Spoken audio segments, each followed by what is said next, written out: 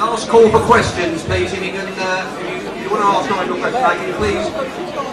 The gentleman there will be going around with the buckets, and he'll bring them up to me. Thank you.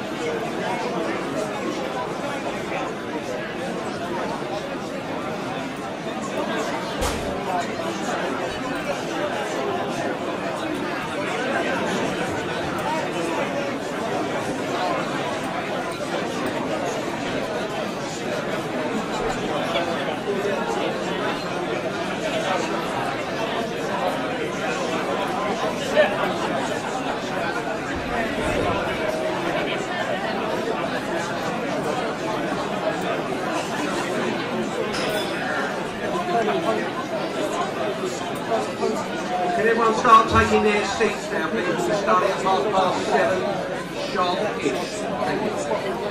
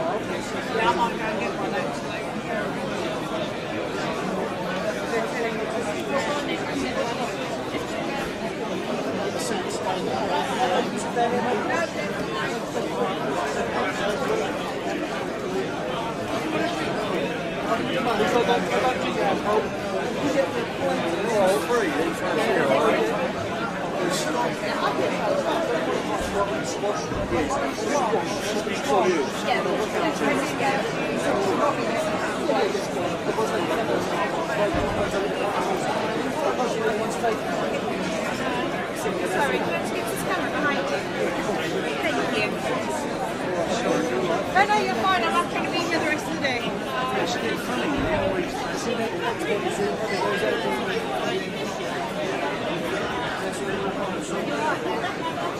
Thank you. I won't harass you. We might harass you. I can't guarantee that.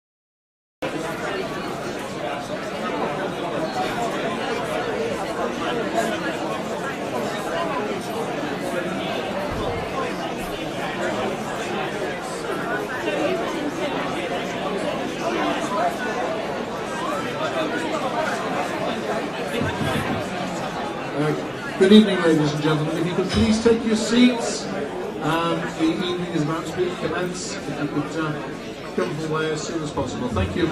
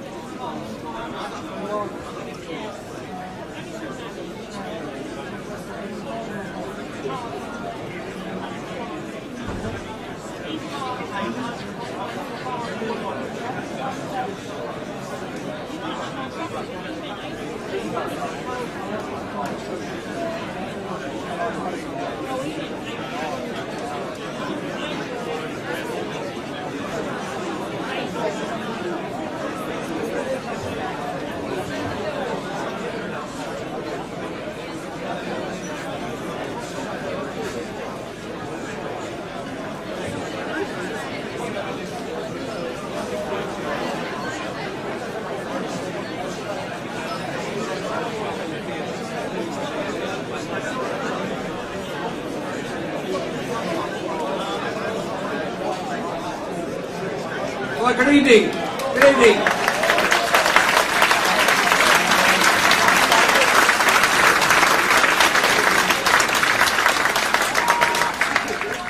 That's my line. Good evening. Welcome to the Circus Tavern in Purfleet, Essex. My name is Jamie Huntsman, local humble timber merchant.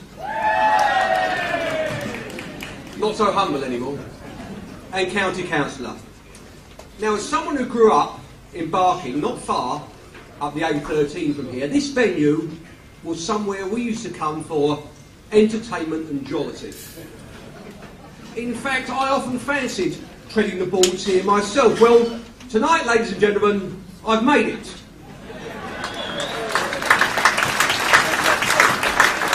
Though not quite in the capacity I first thought, because we're not here for any hilarity, but to discuss something very serious. It's the biggest decision our generation will make that will decide our future as a country and what we leave behind for our successors. We're here for the Say No to the EU tour.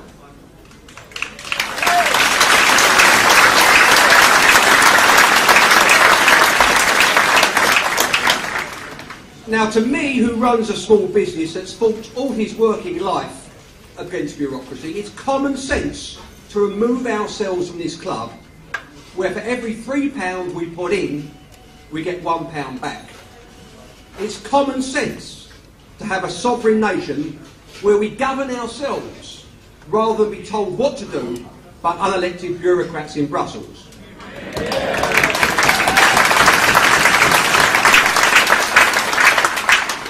perhaps most pertinent with recent events, is common sense to be able to control our own borders.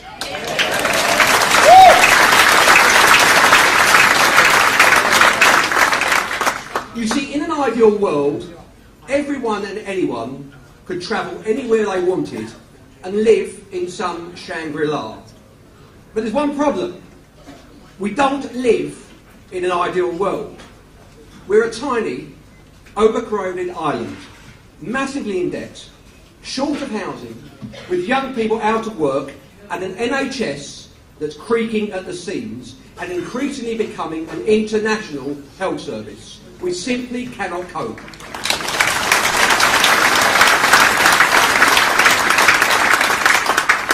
Now, small-scale managed immigration has always been sustainable as migrants integrate and assimilate into communities over time. Indeed, I'm the grandson of genuine refugee immigrants to the East End of London. But the numbers we are now seeing are so vast and seemingly never-ending that unless we take back control of our borders by leaving the EU, the whole fabric that keeps our society together is likely to be torn apart.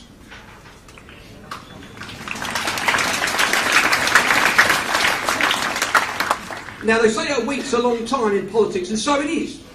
Labour have elected someone who stands for most things I disagree with. But at least he stands for something, unlike Cameron, who stands for absolutely nothing.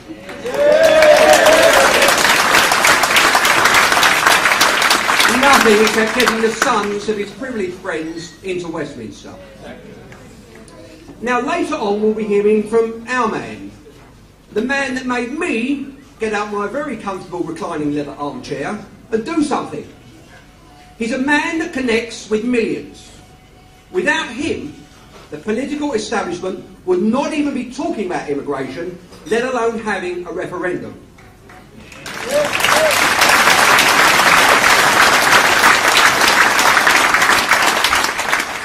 Now, this man, in my view, single-handedly changed the course of political history with his drive and determination. And of course, this man is Nigel Farage.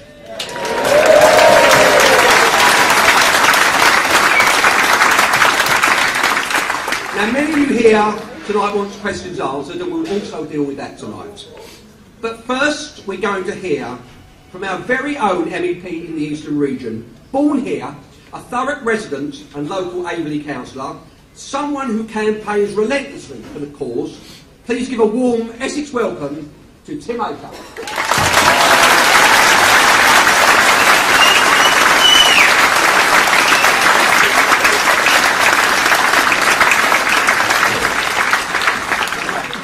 Good evening, everyone. Welcome to my region. Welcome to my ward. Welcome to my home. This is Thurrock. This is the place where we sent up a little earthquake back in May because 800 votes differently, I wouldn't be an MEP anymore. Not the year and I'd been an MP. And it was funny because when I lost to Jackie, she said to me, "Oh, Tim, you took me to hell and back." I said, "Jackie, that was after 5 months. Give me 5 years and see what happens."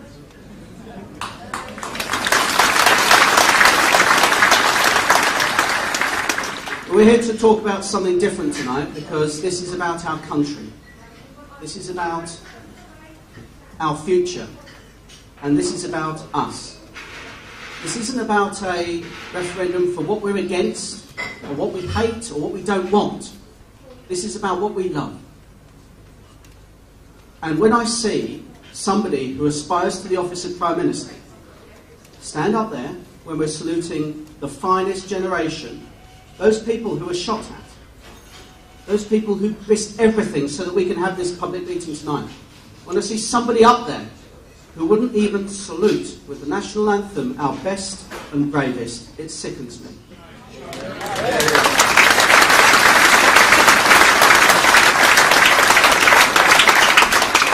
This is about our future, and I'm looking towards our future.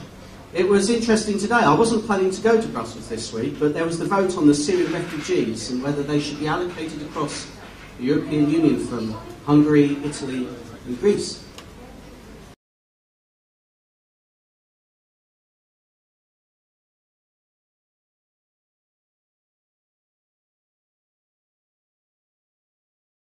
And when we were coming back, I was reminded that, did anyone see that Labour MP who said 20,000 wasn't enough, 30,000 wasn't enough, we should reach saturation point until we take enough refugees so that you all have to wait longer for a GP appointment, where you all have to have children, grandchildren in class sizes that are bursting at the seams, where you all have to pay more for property prices. Is that the Labour Party that you want?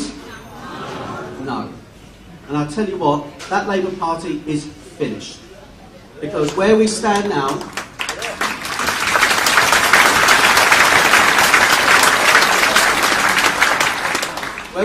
is somewhere that's a Labour council that in a few months won't be a Labour council, but that's more work for me and my fellow councillors, and we're looking forward to it. But let's look wider than that, because we've got to reach out. We have a referendum where we want to leave this European Union. Don't we want to leave? Yes! I don't think Jackie Doyle Price heard you in Purpley. Do you want to leave? Yes! Oh, I think Polly heard you in Tooting. Where she is there. But there is something, we've got to reach out, because I see nothing but crisis. And there is something that angered me more than all of this talk from, or not talk from Jeremy Corbyn about the national anthem and so on. It's all these banners that say refugees welcome, refugees welcome, refugees welcome. All these people are willing to throw open our doors ever more and ever wider. I've got one question to ask them. Where were your signs for servicemen welcome?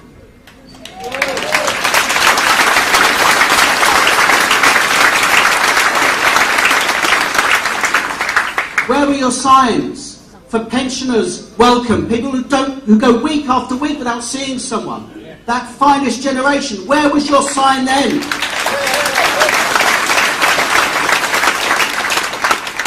Where is the fact and the truth behind everything that they say? The fact that they want people who are elected. I'm elected. I serve you. And if I was in the private sector and I worked for you, and I say, well, I'm not going to work for you, I'm going to do stuff for that person over there, you'd fire me, wouldn't you? So why have we got people who are willing to say, throw open our doors, throw open everything? We've got 6,500 people with hopes, aspirations, dreams and wants in their life. 6,500 people waiting for council accommodation in Farage. What right does anyone, I don't care whatever Rose said, what right do they have to say that they should wait so that people who threw their passport into the Mediterranean should come over here and get a house before they do? What right is that?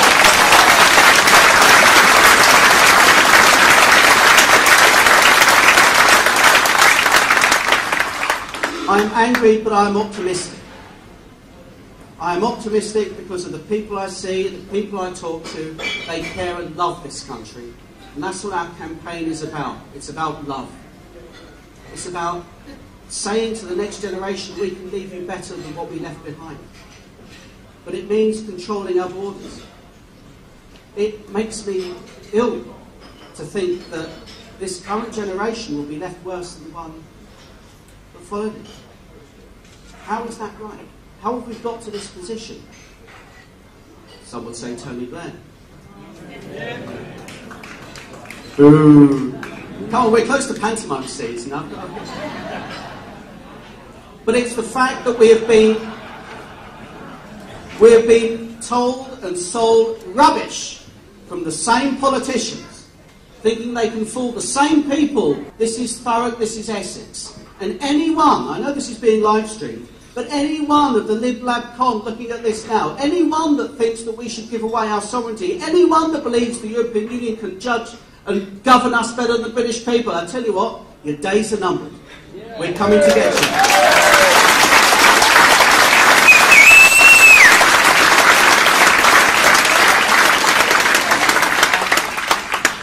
But there is a reason we are where we are. And I think you all know him, or you should do. He's a man who has campaigned for 20 years to get this referendum. He has been the one that they all called names. They all said he was wrong. They all said he was far out to the fringes, and yet he is the only one that can pack halls like this. He's the only one that can reach out and get people who voted Labour, people who voted in the referendum in 75, people that the other politicians cannot get to. He is the leader of UKIP. He is the people's champion. He is the leader of the People's Army. I don't just want Jackie to hear you in Purfleet. I want Dave to hear you in Westminster. So when he comes up on the stage after this film, you raise the roof of this place, because we have got a politician here tonight that I think Churchill would look up to, don't you?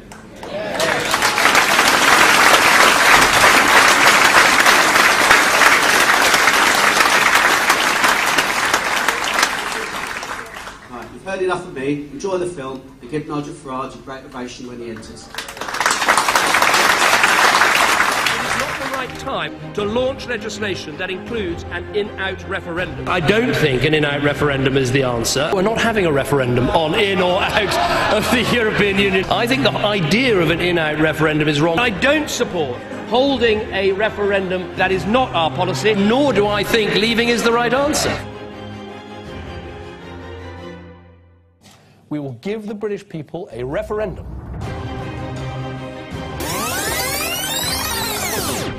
I'm here to represent the ordinary men and women of our country. Ask yourself a question. Would you buy a used car from this commission? The question that I want to ask, that we're all going to ask is, who are you? Who voted for you? Right across every member state in this union, and perhaps this is why we see the fear in the faces, increasingly people are saying, we don't want that flag, we don't want the anthem, we don't want this political class. We want the whole thing consigned to the dustbin of history. I don't support holding a referendum. We await the results of the European elections. And I'm British. I believe the best people to govern Britain are the British people themselves. We're going to fight damned hard in the next few weeks and put that choice on the ballot paper for you on May the 22nd. The UK Independence Party has managed to win over the hearts of the majority of the British public. The People's Army of UKIP have spoken tonight. What a tremendous surge in the vote. We are launching the biggest outreach campaign in the history of the Eurosceptic movement.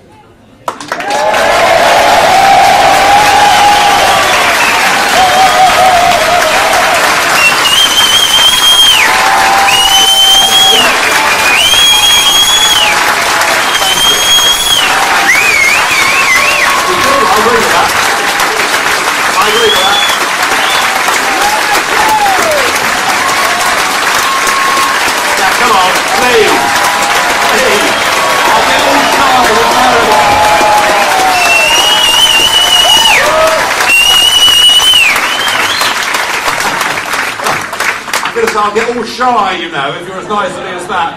Good evening, everybody. Great to be back in Thurrock. I was here just before the last election. We've made massive strides in Thurrock, in Essex, in England, Wales, Scotland and Northern Ireland, and I have absolutely no doubt that if it wasn't for us, we would not be getting this once-in-a-lifetime opportunity. We have got a referendum coming soon, and we've got the chance to tell our political class what we think of their diet of lies and deceit that we've had ever since the common market was foisted upon us. We've got a chance to get our country back, and that's what I intend for us to do.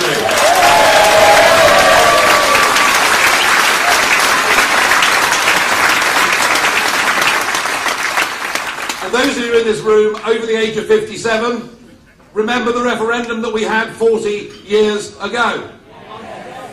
It was called, well, some people got it wrong, I know that. That's right, somebody called out, it was called the Common Market, wasn't it? We were told that, you know, in no way would it threaten our independence, in no way could our parliament or our courts ever be overruled, and it turned out within a few short years that was nothing more than a damn lie. And where we are today is we are members of a political union, a union whose laws are supreme over our parliament, a union within which there are now two courts that can overrule our Supreme Court, a union that now makes 75% of the laws of our country, a union that costs us a membership fee of £55 million a day, and a union run predominantly by a bunch of political failures in Brussels who we can't vote for and we can't remove, as I've enjoyed telling them on many times over the last few years.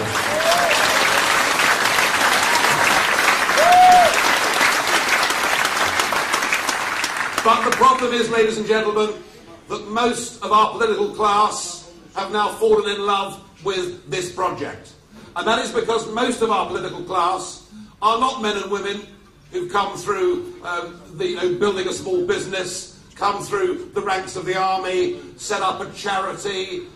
What I'm really saying is that most of our politicians have actually never had a proper job in their lives. And they love Europe. They love Europe. They think the European Union is wonderful. You know, if they lose their job as an MP, well, don't worry, old son, you can always become an MEP. And if you're a failure on an epic scale, and I'm thinking of Leon Britton, I'm thinking of Chris Patton, I'm thinking of Neil Kinnock. Was that a cheer or a boo? I'm a little bit confused by that. And of course I'm thinking of Peter Mandelson. Yeah, I thought that might work.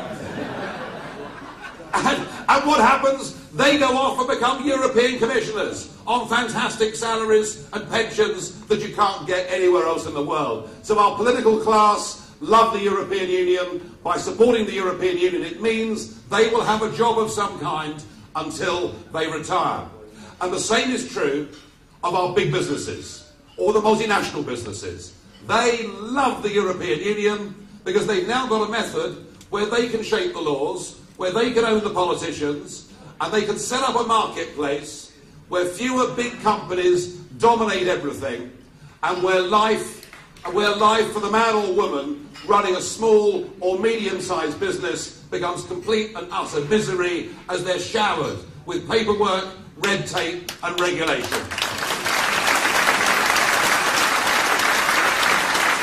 And it is this enemy that we face. Our political class and the big businesses are big, they're strong and they're powerful, and many times over the last few years they've even managed to completely ignore the democratic will of the people. The Danes, back in the early 90s, voted no to the Maastricht Treaty. They were told they got it wrong. Like best of three, I don't know. They were told they got it wrong and would have to vote again, and were bullied the next time into voting yes. We saw the French and the Dutch, just 10 years ago, reject the European Constitution. Their vote was ignored. They rebranded the Constitution, the Lisbon Treaty, and rammed it through. Twice we've seen the Irish vote no. They voted no to the Nice Treaty, they voted no to the Lisbon Treaty, and on both occasions they were forced to vote again. There is nothing democratic about this project. Actually, there is a fanaticism in Brussels. They are determined to build a United States of Europe, whether the peoples of Europe want it or not. But I think the good news is that no longer do we have to look at ourselves and say, is it just us being British, being odd, being a little bit sceptical about this? Because what we know actually now, right across the whole of the European Union, there are growing tens of millions of people who want us to live in a Europe where we trade with each other, a Europe where we cooperate with each other, A Europe where we're friends with our next door neighbours, but not a Europe with that flag, that anthem, and run by the European Commission. We've got friends all over Europe now.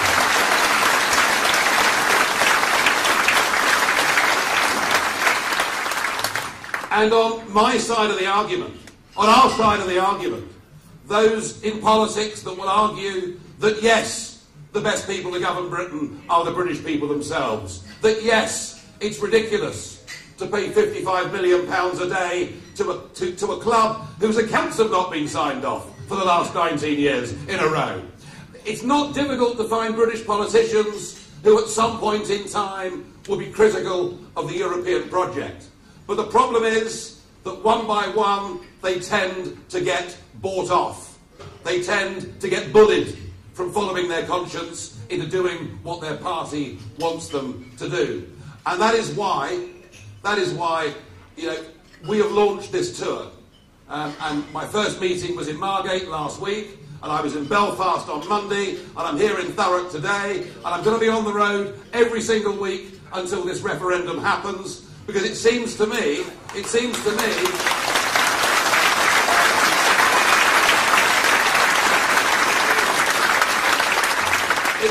that the so-called Eurosceptics and the Labour and the Conservative parties are just sitting on their hands. But there is one exception to that. There is one exception to that. As I say, it is a United Kingdom-wide tour, although, of course, if Jeremy Corbyn were to become Prime Minister, no doubt we'd be called the New Republic. And I'm told they're lining up Kinnock to be President. But that aside,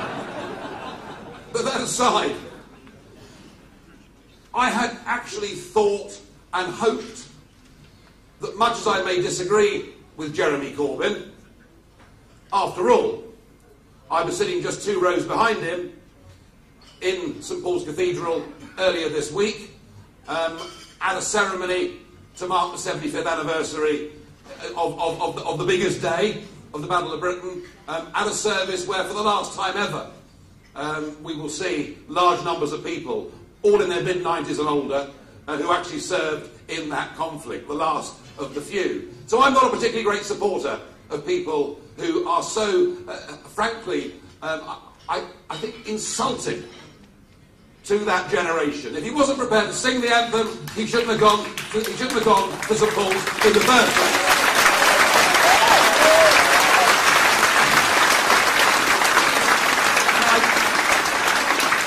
And I don't particularly think we should hand the Falklands to Argentina either. And I don't think we should become like Costa Rica and abolish our army. And I don't think that Adams and McGuinness and the others in the 1980s were honourable, noble people. No, actually, I think they were accessories to murder.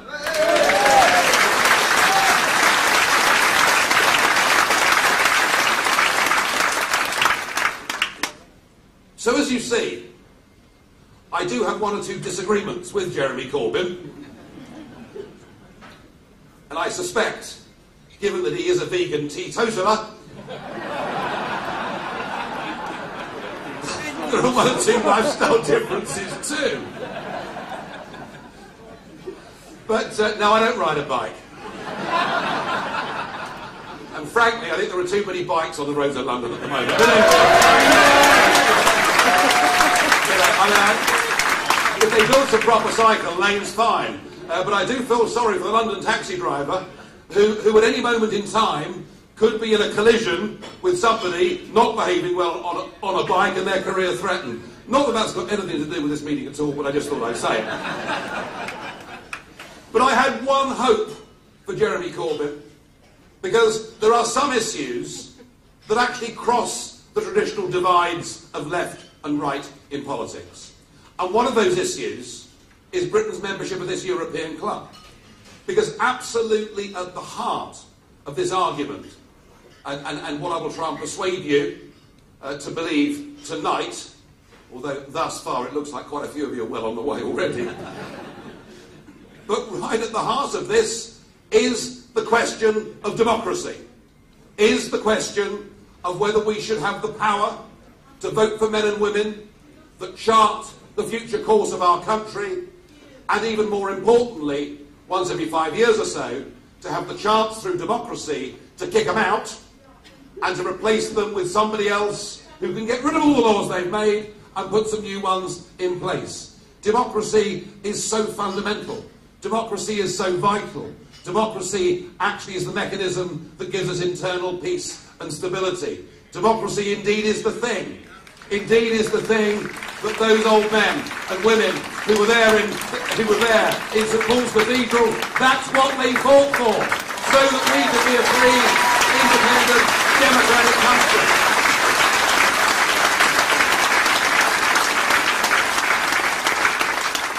And that issue of whether we should govern ourselves is not a right-wing issue, or a centre issue, or a left-wing issue. It is an absolutely fundamental issue of whether we wish to be a nation or not.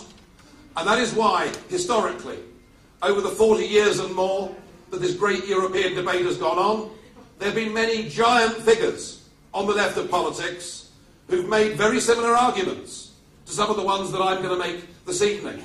I'm thinking of Tony Benn. I'm thinking of Michael Foot. Both vehement opponents of us being part of this European club on the basis that we should run our own country. And Mr. Corbyn, I thought the redeeming fact about Mr. Corbyn is that Benn and Foot were his political heroes.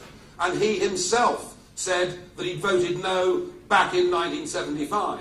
And absolutely everyone knows that both Corbyn and John McDonnell do not believe in Britain's membership of the European Union. And when he became leader of the Labour Party, he made it completely clear that the jury was out and that he had some grave reservations about the direction that the European project was going in. And yet, because so many in his own party believe in the project and see that as their future career, he's been under this sort of 4-day lobbying effort, and this afternoon Jeremy Corbyn has completely and totally and utterly sold out.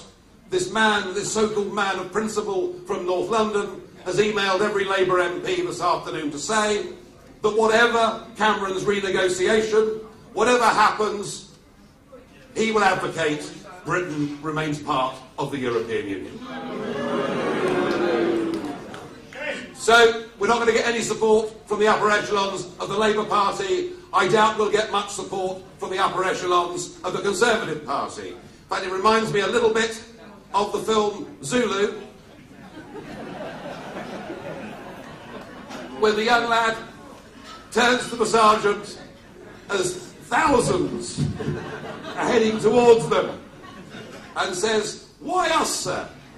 He says, "Well, lad, because we're here and there's only us." And I think in this referendum there is only us.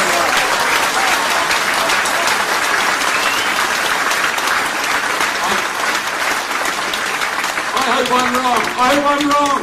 I hope loads of Labour MPs realise that actually this is bad for our country and bad for working people. I hope that lots of Conservatives wake up to what Cameron is doing, because actually there is no real renegotiation. It's basically a con job, just as Wilson did to the country back in 1975. Nothing fundamental is being renegotiated. He's not even attempting to change the treaties. He's not even attempting to change the fact that European law is supreme over British law. He's fiddling around, saying he wants to pay migrants fewer benefits and perhaps get back 1 or 2 pieces of employment legislation. The thing is a fudge, and I hope there are Conservative MPs and Conservative councillors and supporters, along with Labour, who are honest enough to see that, and I hope they come and join with us jointly on these platforms.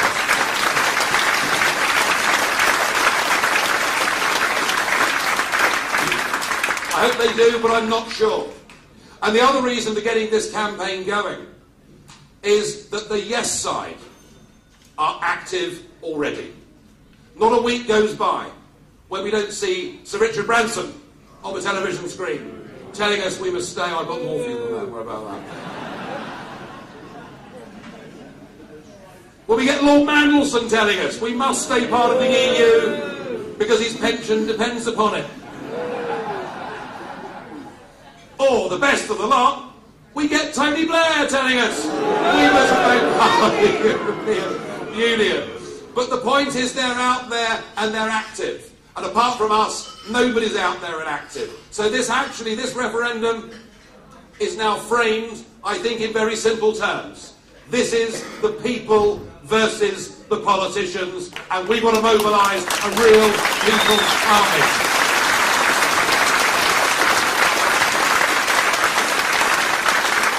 And the arguments they're making are tired and out of date, and they don't work. The arguments they make, I saw at first hand last year, because Nick Clegg challenged me to 2 one-hour televised debates. I never ever thought I'd say that I think Nick has done more for me in politics than absolutely anybody. But there was a moment in that debate that I think made me understand the type of people that now run this country. Not Nick anymore, but you know the general point I'm making. We were talking about trade. And Nick says, if we're not in the European Union, they won't buy our widgets. Millions of people will lose their jobs. You know, we'll finish up living in caves or something like that. As if we must be part of a political union to buy and sell goods from each other. Well, I think I made the argument against that, which is plain and simple. We're not living in the 1960s anymore. We're not living with high tariffs, with protectionism. We're now living in a global economy. China sells 300 billion euros worth of goods to the EU every year without being a member of the European Union. Norway and Switzerland have free trade deals with the European Union without being members of it. Mexico has a free trade deal with the European Union without being a member of it. And the idea that because we say we don't want to be in this club any longer, the idea that the next day the chief executive of Mercedes says, well, if that's the case, we won't sell our cars in Great Britain. Well, you know, anybody with a bit of good Essex common sense knows that that is clear and utter rubbish. Actually, the United Kingdom now is the biggest export market in the world for the Eurozone, and they sell us nearly £50 billion worth of goods more than we sell them every single year. So yes, they want to go on selling their Mercedes motor cars. The Rioja producers in Spain will be keen that I still go to my local wine supplier. And of course we'll go on doing business just as we are. But there's an even more important point that came out of that debate. Nick then said that we have to be part of a big club to have clout so that we can organise international trade deals. That we're not big enough on our own to organise these trade deals. And I pointed out to him that Iceland, with a population of 317,000 people, had just signed a trade deal with China. And I put it, if Iceland's big enough to do it, I'm damn sure we're big enough to stand on our own 2 feet in the world.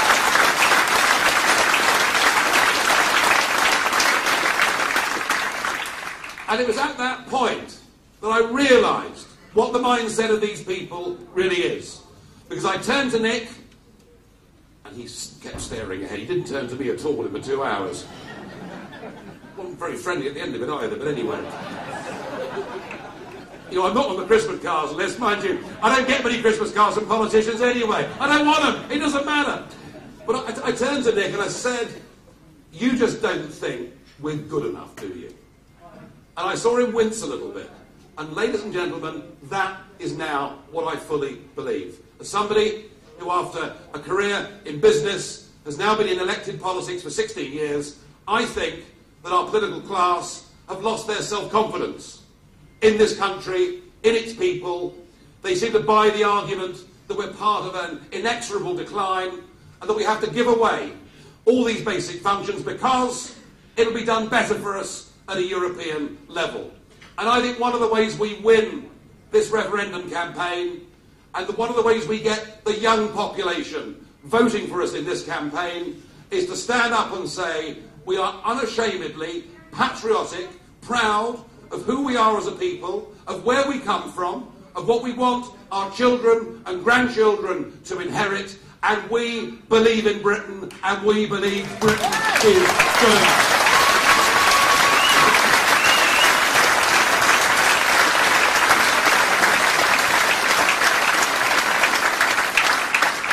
You cannot be a nation if you don't make your own laws. And you cannot be a nation if you don't control your own borders. Now, in the first 20 years or so of European Union membership, the fact there was free movement of people wasn't particularly an issue.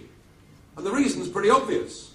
If you look at Britain and France and Germany and the Netherlands and, I wasn't going to say Belgium, but I got in a bit of trouble over that a few years ago.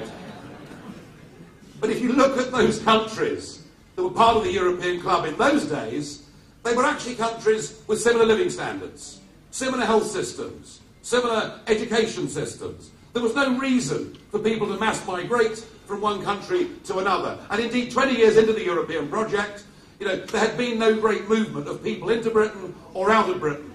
But the mistake was made, and I said so very clearly at the time, and took a shed load of abuse for daring to say it, was that we let in 10 former communist countries. Countries that had not made the transition to being Western functioning free market economies and democracies. And it seemed obvious to me that if you say to people in poor countries they can come to relatively richer countries, that you haven't actually got to be a rocket scientist to work out what they're going to do. And so we have now become borderless Britain.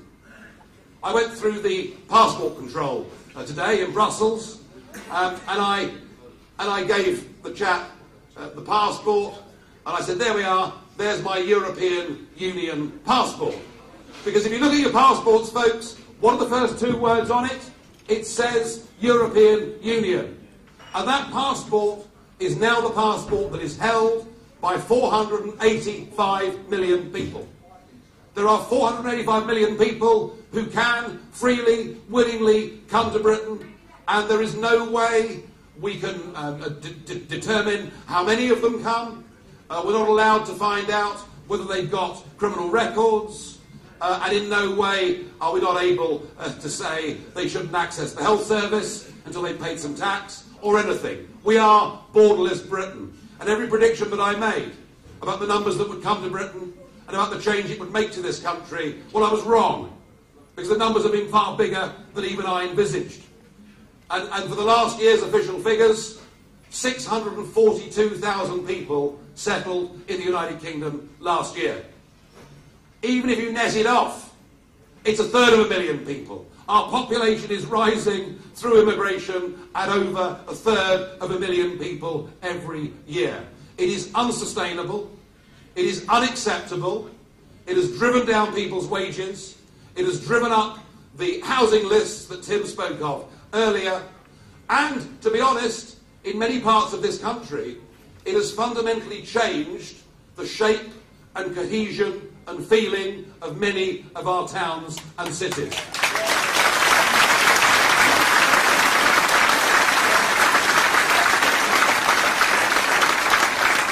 And the irony of this is, because we're part of this club, and because we have an open door to very poor countries like Romania, but our minimum wage is 9 times higher than that in Romania. Because of that, we've now decided to try and make it harder for people to come here from Australia or India or Canada. So we've turned our backs on skilled people from the Commonwealth, who in many cases are our own friends, cousins and direct relations, in favour of letting in absolutely anybody that comes from the European continent. That, ladies and gentlemen, is madness, and the only way Britain can get back control of its borders, the only way that Britain can put in place what I think is a sensible alternative, which is an Australian-style point system, so that we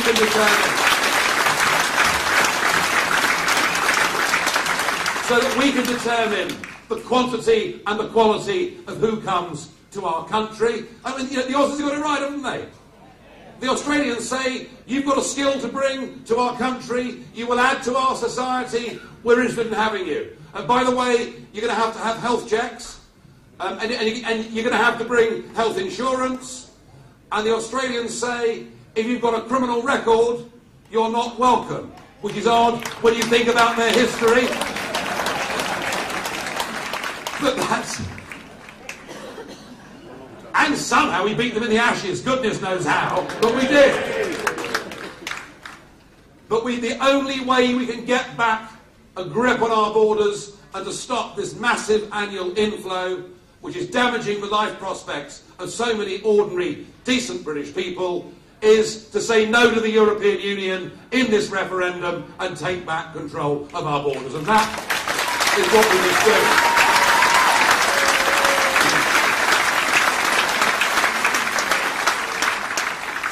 But I was saying all of that for some years before the current refugee crisis, if you listen to the BBC, or migrant crisis, if you listen to more informed opinion.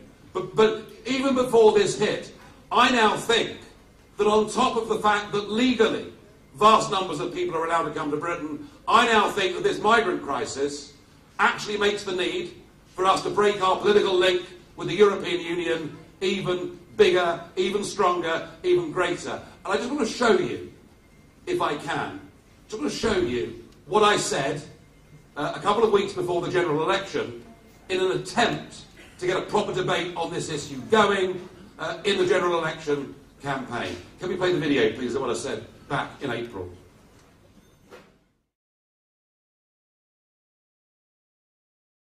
4 years ago, I stood here and said that bombing Libya would be a huge mistake. But of course, the UK Parliament and this Parliament were desperate. There was a clamour to go to war. And so now we have a failed state of Libya, which is now a conduit being used for criminal trafficking gangs trying to bring people to Europe. We are guilty for this crisis. We are directly guilty for the drownings that are going on. I am not blind to the human suffering that we've caused in many of these countries. I would call on this Parliament, this Commission, to end the barriers to trade, to stop the fisheries policy, to ask the United Nations to get involved and to try and help. But the real question we face is, what are we to do? Are we to go down the Australian system in dealing with this crisis? And indeed, the Australian Premier, Tony Abbott, has offered us his advice and help. Australia faced this, and Australia not only have stopped the boats from coming, they've stopped people from drowning. But no, we're not interested in what the Australians have done. We have decided that we can deal with this on our own. So we've decided that people can come and that people won't be sent back. The problem, ladies and gentlemen, is this. The definitions for who qualifies for asylum are so wide, they include not just people coming from war, not just people coming from failed states. Mr. Juncker this morning seemed to suggest that perhaps it would even include people who were fleeing poverty. I'm sorry. We simply can't accept countless millions. There is a real and genuine threat. When ISIS say they want to flood our continent with 500,000 Islamic extremists, they mean it. And there is nothing in this document that will stop those people from coming. Indeed, I fear we face a direct threat to our civilization if we allow large numbers of people from that war-torn region into Europe. I promise my party will stand up to this impending disaster for all concerned.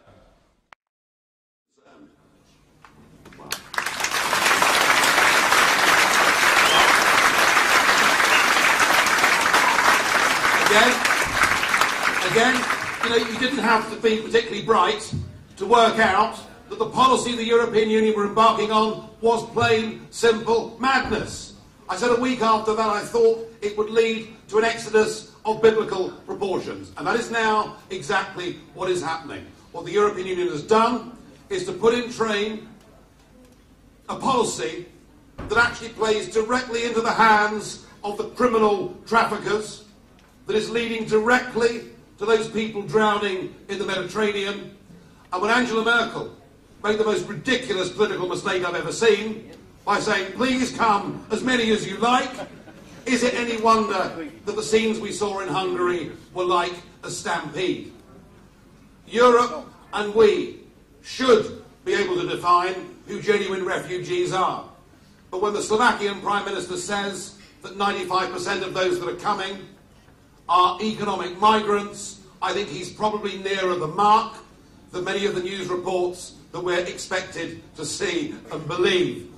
And the problem is this. Yes, it's about numbers. The UNHCR estimate there are currently 59 million people displaced somewhere in the world. If Europe is saying yes to all of them, goodness knows what that means for Europe, but we are not exempted from it.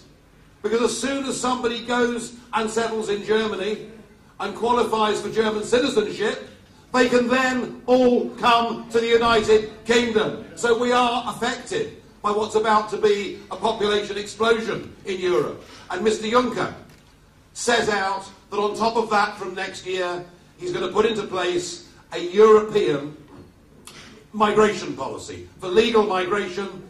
And his predecessor, Mr. Barroso, said he thought we might need, the continent might need as many as 50 million people. This is complete and utter madness, the route they're going down, and I want us to cut that link. Because it isn't just about numbers, it isn't just about that.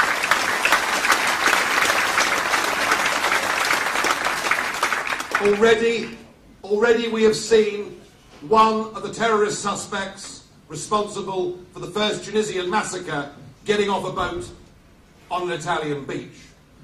2 weeks ago, 5 people were stopped in Hungary and found to have jihadist beheading videos on their iPhones. And when David Cameron went to Lebanon this week and visited the camps, the Lebanese minister that showed him round explained to the Prime Minister and to the press that he needed to understand that about 2% of people in that camp had already been radicalised and were already jihadists. Just last Thursday, I was driving back through Brussels. There was a big manhunt going on from a known ISIS extremist whose stated intent is to get into Britain and plant bombs in London. Ladies and gentlemen, surely the first duty of any government is to protect the nation, its borders and its people from outside attack.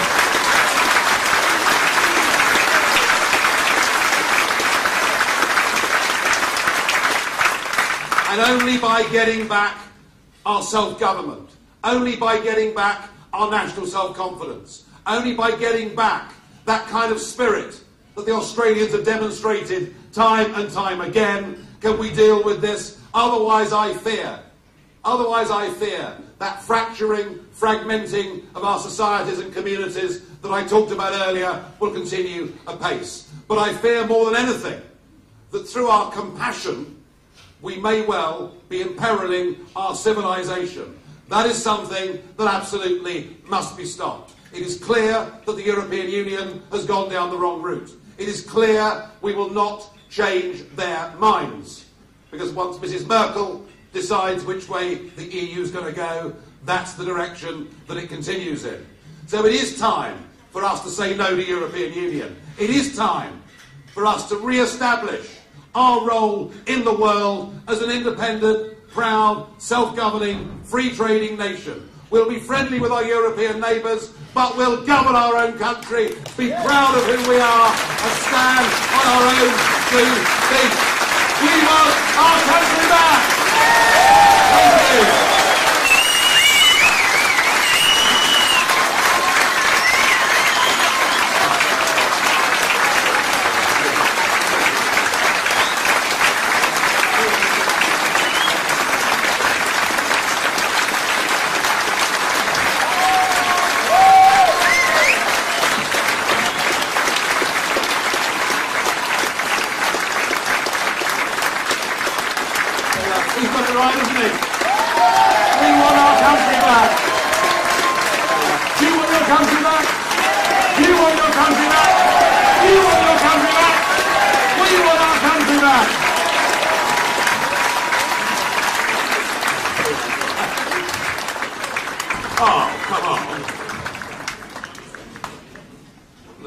Well, how do you follow that? Smithfield, as he dropped it. I don't think you can follow that, so we're going to have more Nigel Farage in a minute. So this is the part of the evening where anything can happen, and it probably will. It's the question and answers, and we've been going round with our trusty bucket, getting some questions from you, and I'm going to read out some now. For the next 15 or 20 minutes, Nigel and Tim will be answering them. So start the ball rolling.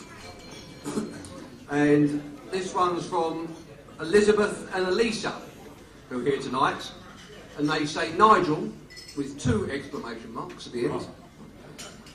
After work, are you ever tempted to have a drink with Angela Merkel? Well, what a good question.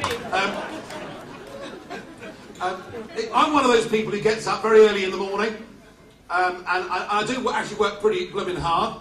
And when the day's over, I think that a pint's fairly appropriate. This has been made out by some sections of the media to be really odd, and they think I've built my image around this. No, I haven't. It's just what I do, all right? As for Angela Merkel, well, you know, actually, there are people in politics that you can disagree with, but like on a personal basis. That's what proper human beings should be like. And I must confess, much as I think he's absolutely hopeless, and leading the European Union in the wrong direction, you know, Jean-Claude Juncker is one of those people. Very nice chap to have a drink with. Angela Merkel, well, yeah,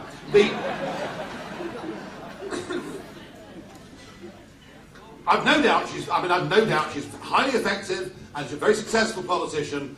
I met her at a lunch. There were about 7 or 8 of us at the lunch. And in terms of her being the sort of person I want to go out for a night with, all I can say is that she's the only person I've ever met who was even more miserable in private than she appears in public.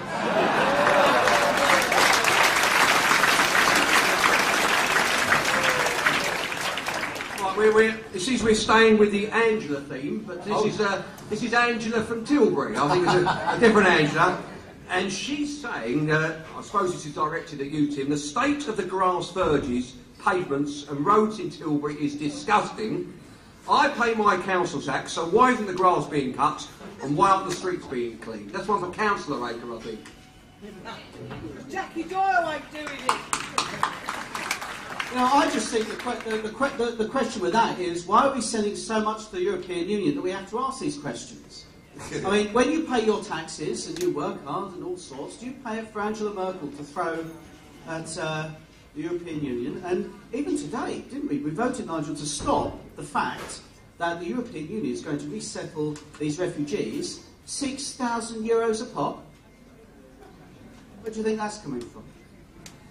And this is all money, and we're told there's austerity, we're told there's a crisis and so on. The amount of people I speak to who have to use food banks, who are not getting the services they pay for and they expect. I tell you what, complain to Mr Cameron, complain to Mrs Merkel, because it's their priorities, but they would rather we were spending more money to the European Union. That means we have to answer these questions. And the fact is, you can actually start spending the money here by saying no to the European Union. We want to leave and actually put our money to this country and our people where it's meant to go in the first place.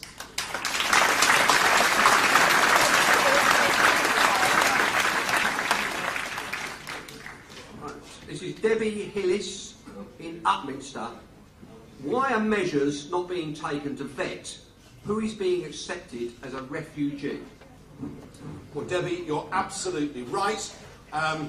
The 1951 Geneva Convention definition of a refugee is very clear. A refugee is an individual who is in direct fear of persecution because of their race, religion, class, political beliefs, orientation, whatever it may be. Perfectly clear, that is what a refugee is. So if one thinks about 1930s Germany, we didn't say anyone from Germany could come to Britain.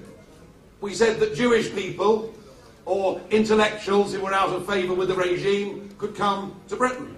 When Idi Amin, he was going pretty mad, wasn't he, in Uganda, when Amin threatened to kill all of the Ugandan Asians, we didn't say the whole of Uganda can come, but we did say the Ugandan agents can come, who incidentally, at the time we thought it was a massive influx of people.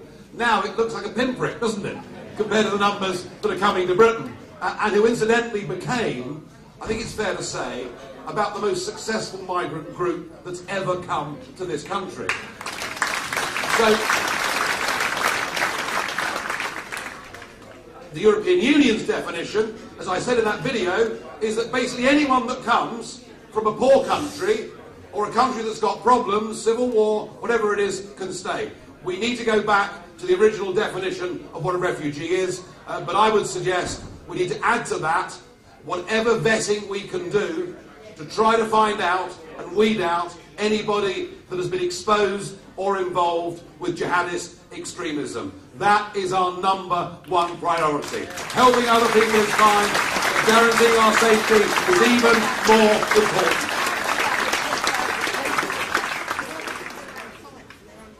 Right, this is from Bradley Baird, who's put in brackets age 22. And he says, as a young member, I always thought that Europe was good and we should stay in. How can we combat this state-approved brainwashing of our young people? Well, Bradley, there has been a fair bit of that going on.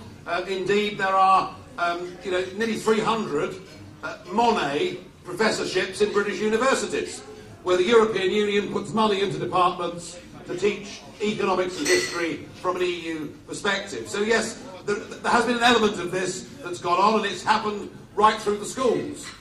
You know, even from the age of 8 in primary schools, you know, European information telling people that because we have the EU, there'll never be another war.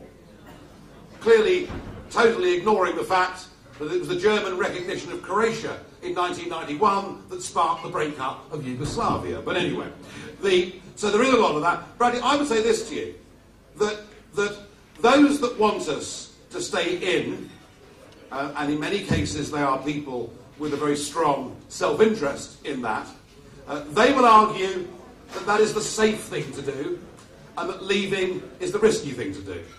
And I think what we have to say to your generation, Bradley, actually, is the people that want us to stay in, you know, the list that I went through earlier, Mandelson, Blair, and Branson, people like that, they don't want us to vote to stay in to maintain the relationship we've currently got. They want us to stay in to integrate more deeply. They want us to stay in because they think, believe it or not, that we should join the euro. They want us to stay in because they agree with Angela Merkel that we need to become part of a European army. They want us to stay in because they think we should become part of a European migration policy, which, as I've set out tonight already, poses potentially a huge threat to us. We have got to prove that actually it is riskier to vote to stay in something that clearly isn't working, whether it's handling of the asylum crisis, whether it's its own currency, where Greece is bailed out every fortnight, and the North and South increasingly don't like each other, and a project in which, from country to country, we're seeing big political opposition. We've got to prove to you, Bradley, that by getting back our country, by getting back control of our borders, by getting back control of our finances, by getting back the ability to make our own trade deals in the world, we will be a better, safer, securer, and more self-confident nation.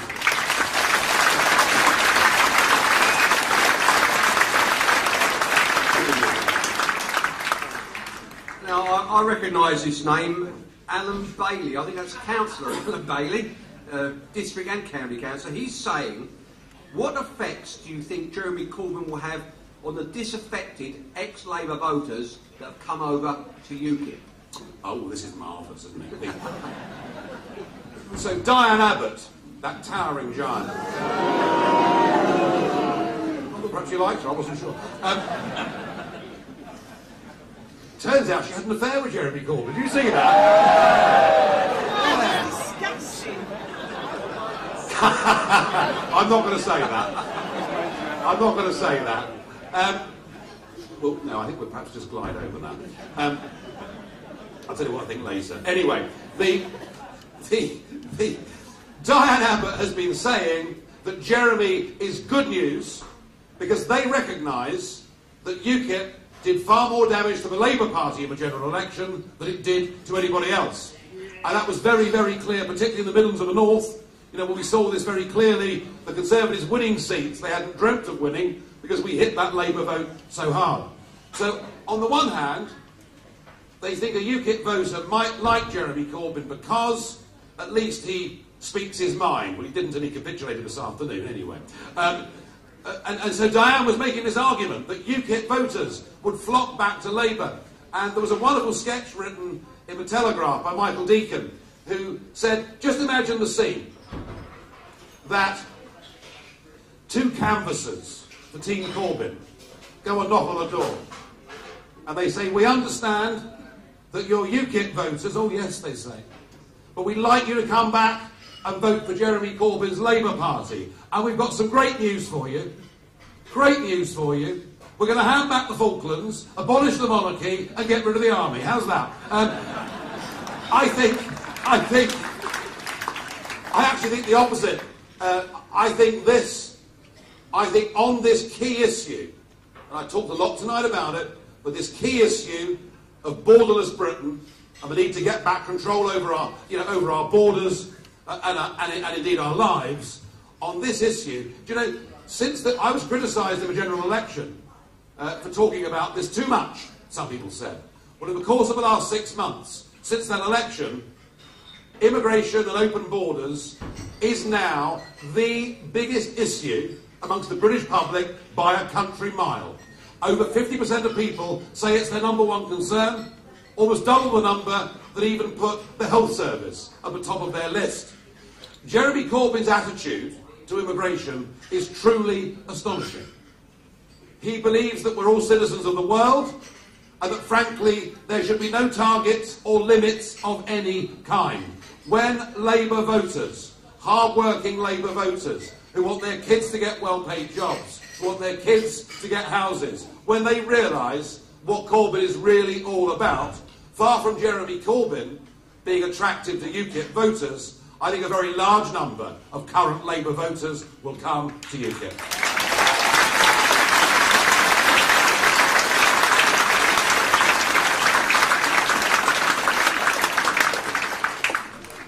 Right, the next one's from Janet Fitch in Basildon, and it's quite to the point. Would you indict Tony Blair for war crimes?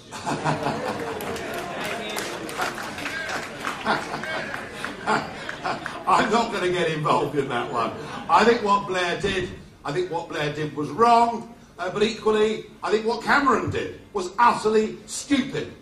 I mean, to go in with Sarkozy and to bomb Libya, to get rid of Gaddafi, whether we liked him or not, to destabilise that place, and indeed, it's from Libya that many of these boats originally were coming. I think successive Prime Ministers, Blair, Brown and Cameron, have made huge foreign policy errors. And indeed, remember that 2 years ago, Cameron wanted us to get involved in the Syrian war. Do you remember? Yep, he wanted us to arm the rebels. I'm just trying to follow this through now. So he wanted us to arm the rebels. And then it turned out that the rebels were ISIS. Oh, that's right. Now he wants us to bomb the rebels.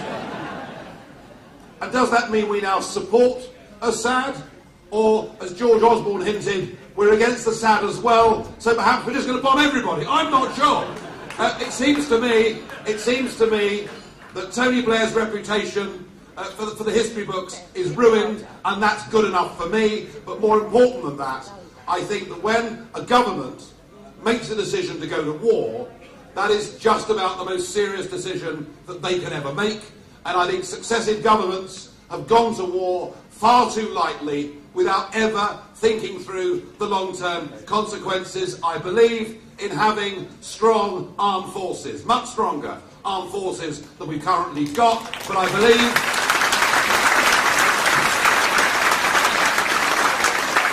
believe you put them into a war situation only if you've got a thought-out, long-term strategic objective.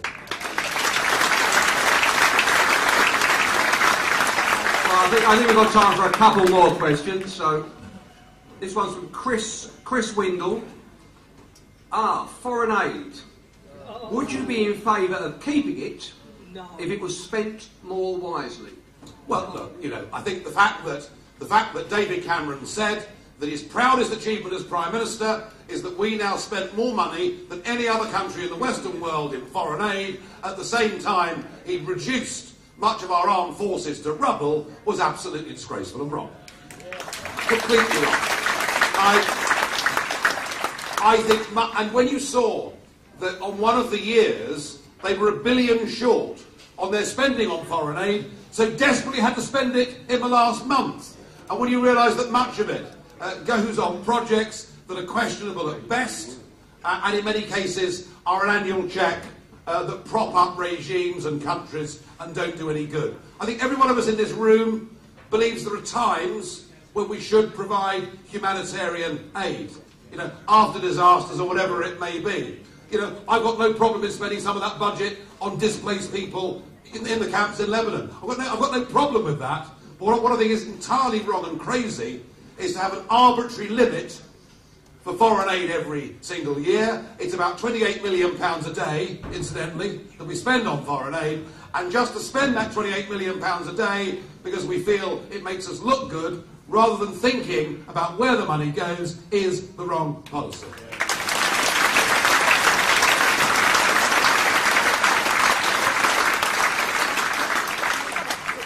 Right, we've got one from Kenneth Gulliford, who lives in Hutton, a very nice part of Brentwood. And he says 20,000 immigrants. Where will they live and who will pay? Ken, don't worry about the 20,000. Worry about the 640,000 who came last year. Worry about the net increase of 1/3 plus the fact that many new migrants are very young and are having proportionately many more children. So that 2 in 5 primary schools, you know, next September have a problem with class sizes and coping with the numbers. So let's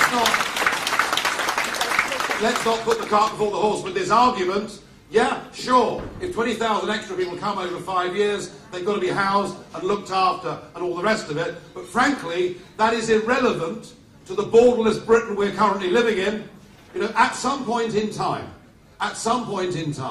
one of those countries like Greece is going to have an even deeper economic disaster than it's already had.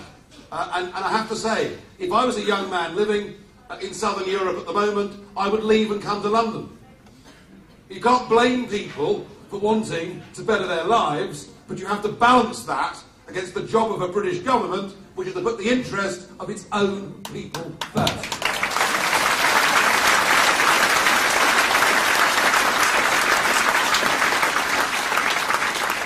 Right, we've had the last 2 questions, I think, and this one's for Nigel and Tim. It's from Mr. Dix in Benfleet. And he says, if the roads and transport are not sorted out in the next 5 years, we'll not be able to work outside our borough. The traffic is horrendous and very stressful for people. I would like the government to travel on the A127 at 6 AM to experience what it's like going on our lives.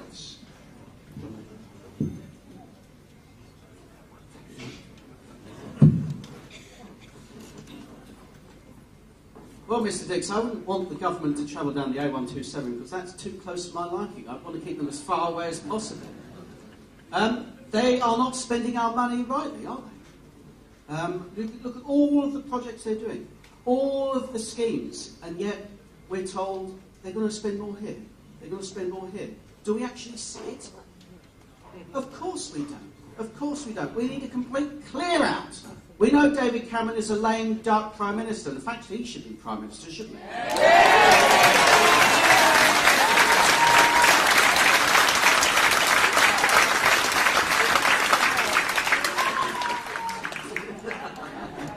I'm going to go frolicking for that later.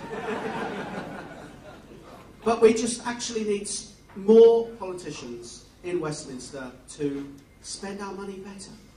People that haven't been in a situation where all these people that say, oh, refugees welcome. Well, we know most of them aren't refugees, don't we?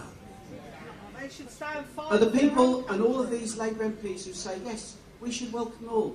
They don't use state schools, they send their kids to private schools. They don't use the GP down the road, they use Bupa, they're private. And they certainly don't have to wait for council housing, do they? No. We're the ones that have had actually pay it, and ESSEX is actually the engine of this country. We're the ones giving them money which they are squandering up the wall. And I tell you what, when we vote to leave the European Union, that's it for this lot in Westminster. That's it.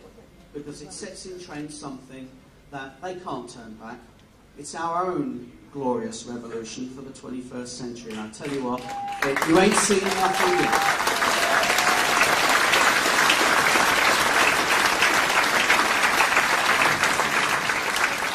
Right, so this is the final question now. I think this is going to be directed to Nigel. It's from Alex Young, who lives on the wonderful island of Canby. And he says, and this is a question I often ask myself, so why does it seem that the majority of migrants that come into Europe are young men? Yeah. Okay, just a quick point. Mr. Dix asked a question about the roads. I was much pilloried for this at some point last year, when I said it was getting more difficult to get around Britain. Just think about it. In 1990, the population of Britain was 55 million. And actually it was 55 million. The official population of Britain today is 64 million. But believe you me, it isn't 64 million. It's considerably higher than that because of illegal immigration, which we haven't even talked about this evening. That is a massive percentage change in 25 years in the population of a country.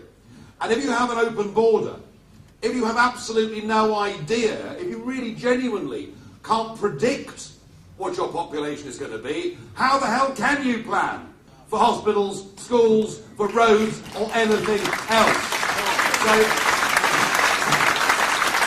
So actually, it's just plain bad government, isn't it? Look, let's just say this again. There are genuinely some people who have had a completely awful, ghastly time. I think of the Christians in Syria, for example, who literally have nowhere to go. And I don't single them out. I don't single them out in preference to anybody, but it's an example, of people. We're seeing Christianity disappearing now in many parts of that world. Lots of awful things have happened. There are people who are genuinely suffering, but if you send out the wrong signal, don't be surprised if you get the wrong result. About 70% of the people that are coming are between 18 and 35 years of age. They are young males. You only have to look at the camp at Calais, which I pass every week, to see it. And they are economic migrants. They are seeking better lives. I don't blame them for seeking better lives, but we cannot open our doors to countless millions of people because of a detriment that will do to us. It just doesn't make sense.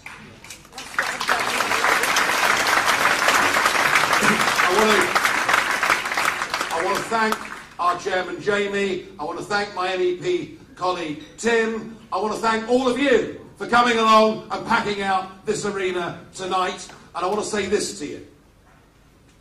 Do you know, I've spent nearly 20 years battling this cause. I felt in the early days that perhaps I would become the patron saint of lost causes. So difficult was it to get these arguments across.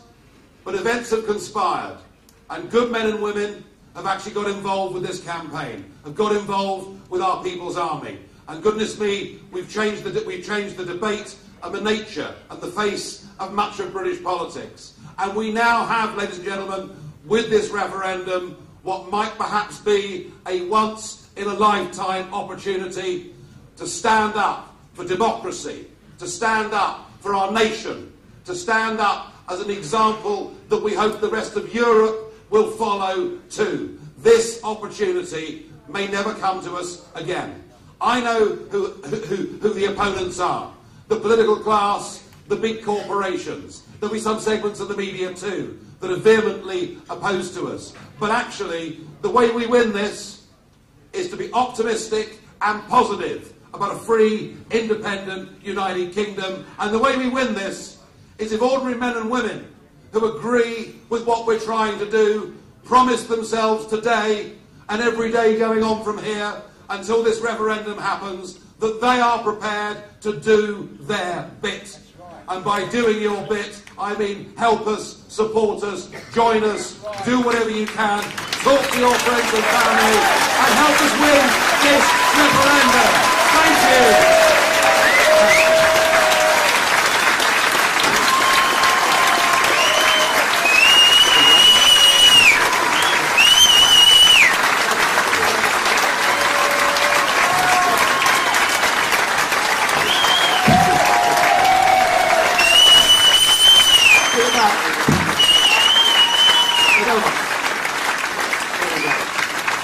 We want our country back.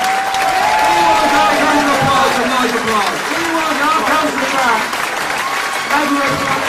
We've done this in prayer. Thank you. Thank you. Good night.